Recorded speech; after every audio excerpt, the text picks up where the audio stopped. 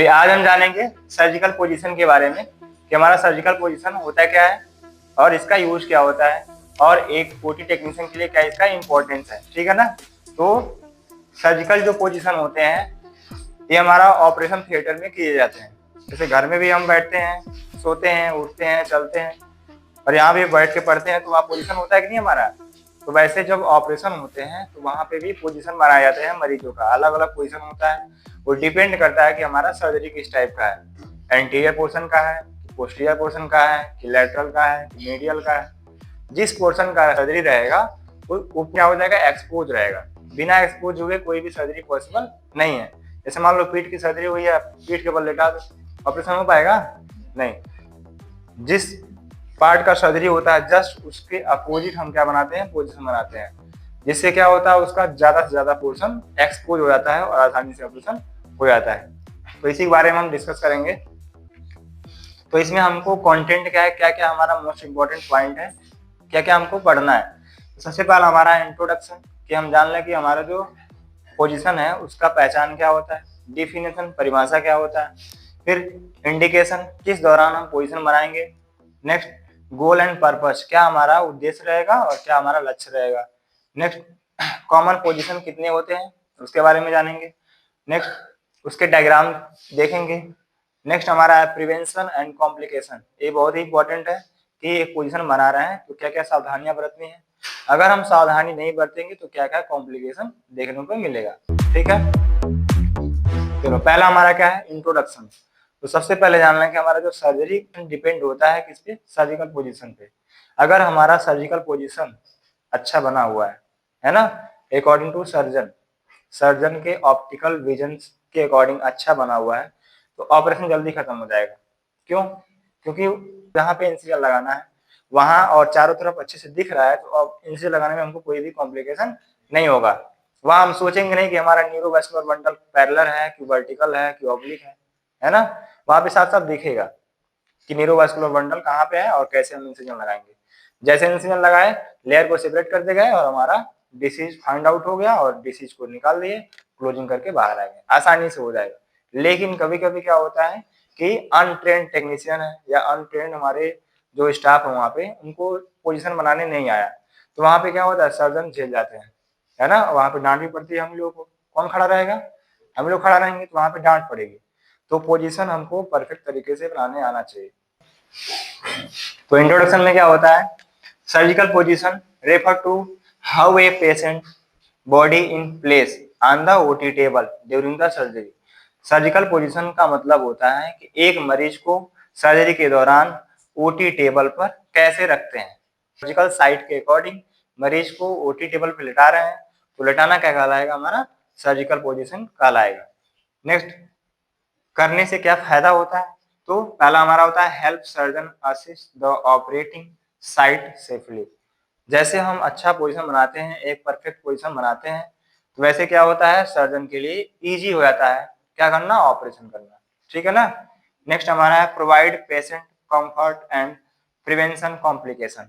ये भी बहुत जरूरी है। अगर हम अच्छे से पोजीशन नहीं बनाएंगे तो मरीज के साथ क्या हो जाएगा, कॉम्प्लिकेशन हो जाएगा। जैसे अगर हम हाथ को अच्छे तरीके से नहीं रखेंगे तो हाथ मुड़ जाएगा और हाथ में सबको पता है नसें होती हैं, आर्टरी होती हैं, वेन होता है ना, मसल्स होती हैं, एक कंप्रेस हो जाएंगी और उस पार्ट का फंक्शन धीरे धीरे खत्म हो जाएगा, है ना।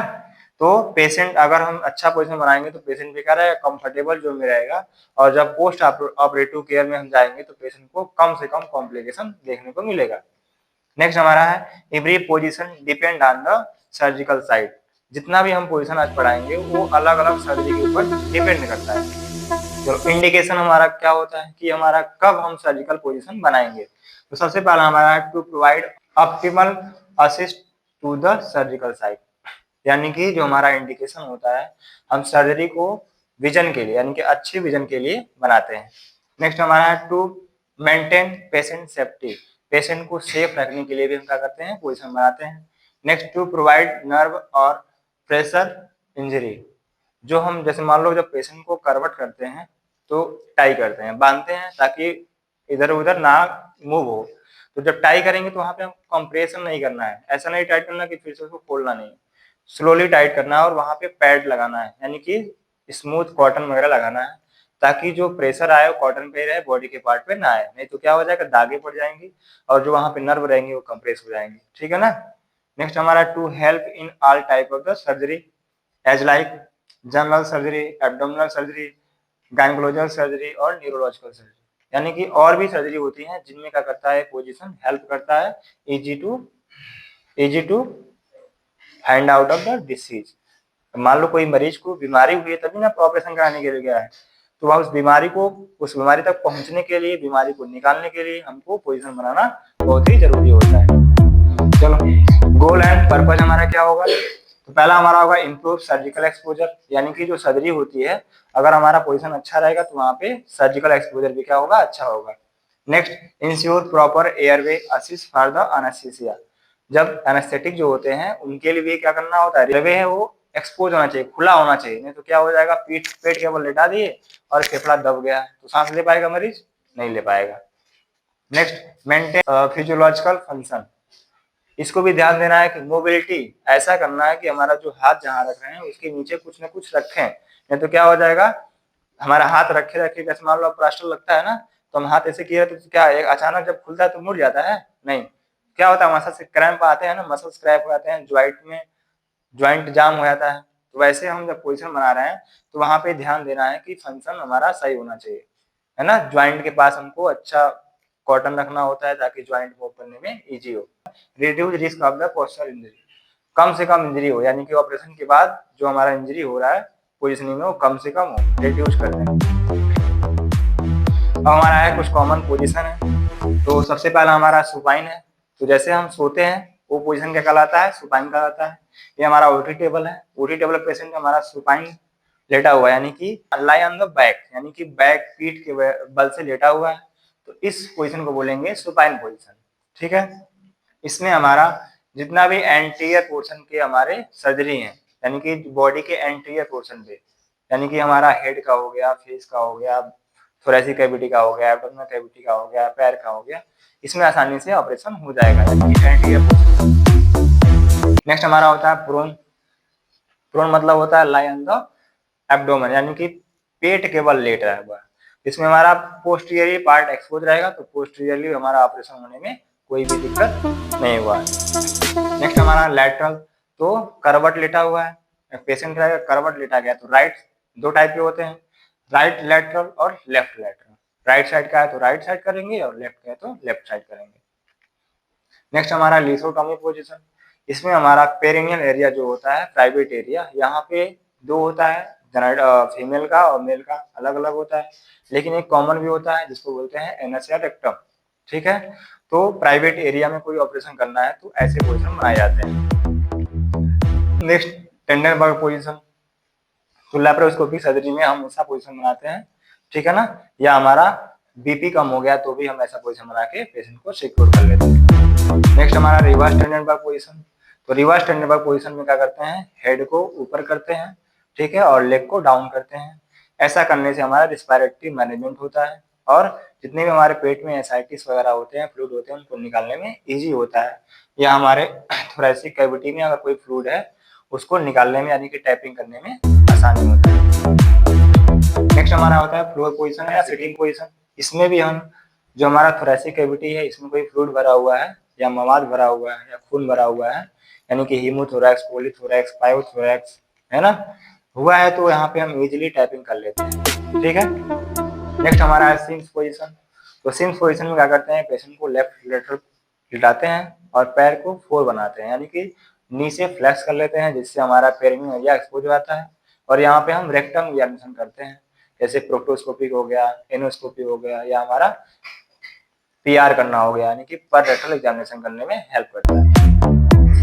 नेक्स्ट हमारा चेस्ट नी पोजीशन, तो चेस्ट नी पोजीशन हम सोते हैं ना लेटरल साइड में पैर मोड़ के, तो इसमें हमारा क्लोनोस्कोपी करने में आसानी होता है। ठीक है ना, जो हमारा नीचे से क्लोनोस्कोपी होता है, एक स्कोप आता है ना, इसको फ्लेक्सिबल ट्यूब, उसको हम रेक्टम ग्रास से इंसर्ट करते हैं और पूरे हाथ को एग्जामिनेशन कर लेते हैं, देखते हैं कहीं खराबी नहीं है ना, जैसे होता है ना मरीज कंप्लेन करता है कि हमारा ब्लीडिंग आ रहा है, मवाद आ रहा है, तो उसको एग्जामिन करने के लिए क्या करते हैं, हम क्लोनोस्कोपी करते हैं। ठीक है। नेक्स्ट हमारा क्या क्या कॉम्प्लिकेशन होगा, पोजीशन बनाते समय हमको क्या क्या कॉम्प्लिकेशन दिखेगा, तो सबसे पहला हमारा है नर्व इंजरी, यानी कि क्या हो सकता है, नर्व इंजरी हो सकता है।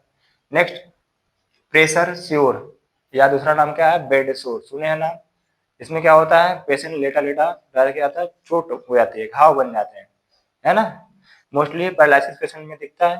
तो जब सर्जरी होती है तो भी मरीज क्या किया जाता है, पैरालिसिस कर लिया जाता है, यानी कि नर्वस सिस्टम को कंट्रोल कर लिया जाता है कुछ टाइम के लिए, जिससे पेशेंट क्या होता है, फुल्ली अनकॉन्शियस हो जाता है और नर्व सप्लाई टेम्परेरी लॉस हो जाती है ना, यानी काम करना बंद कर देता है। तो वहाँ पे अगर ज़्यादा टाइम तक हमारा स्किन कंप्रेस हुआ रहेगा तो वहाँ पे बेड सोर होने के चांस रहेंगे। ठीक है, बेड सोर होने का मतलब क्या होता है, वहाँ के सेलो टिश्यू डेड हो गए हैं। ठीक है, नेक्स्ट हमारा होता है स्किन ब्रोकन। अगर हम टाइट बांध देंगे तो क्या हो जाएगा, वहाँ पे निशान आ जाएगा या वो कट मार्क हो जाएगा। नेक्स्ट रिस्पायरेटरी डिफिकल्टी हो सकता है। अब पेट केवल लेटाए हुए हैं, पिलो नहीं लगाए हुए हैं, तो हमारा चेस्ट क्या हो जाएगा, हम कंप्रेस हो जाएगा और सांस लेने में मरीज को दिक्कत होगा। नेक्स्ट सर्कुलेशन ब्लॉक, किसी भी पार्ट का हो सकता है, जिस पार्ट का हम ऑपरेशन कर रहे हैं या जिस पार्ट जो पार्ट कंप्रेस हुआ है उसको हम केयर नहीं करेंगे तो हमारा ये ब्लॉकेज होने का चांस निश्चित है। नेक्स्ट हमारा है आई इंजरी या विजन प्रॉब्लम।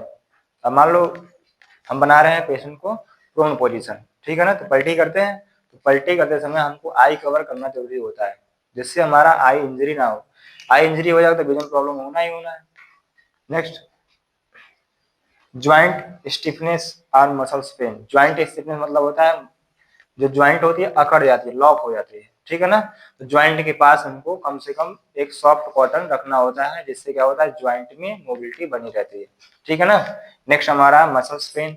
अगर ज्यादा टाइम तक हम लेटे चल गए, पेशेंट लेटा हुआ है, मसल्स कंप्रेस हुई है ना, दबी हुई है, तो धीरे धीरे क्या हो जाएगा, वो अकड़ जाएगी, टाइट हो जाएगा, मसल्स टाइटनेस हो जाएगी। तो वहाँ पे जो असिस्टेंट होते हैं वहाँ पे जो काम करते हैं, जो सर्जरी में असिस्ट करा रहे हैं, उनका अगर हाथ फ्री है तो क्या कर सकते हैं, वो मसल्स को क्रैम्प करा सकते हैं, जिससे क्या होगा, बाद में मसल्स क्रैम्पिंग का चांस कम होगा और पेन भी कम होगा।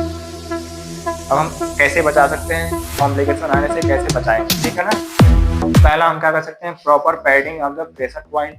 जहाँ पे प्रेशर पॉइंट हमको दिख रहा है वहाँ पे प्रॉपर पैड लगाएंगे, है ना। पैड मतलब क्या होता है, कॉटन जो मुलायम होता है वहाँ रखेंगे।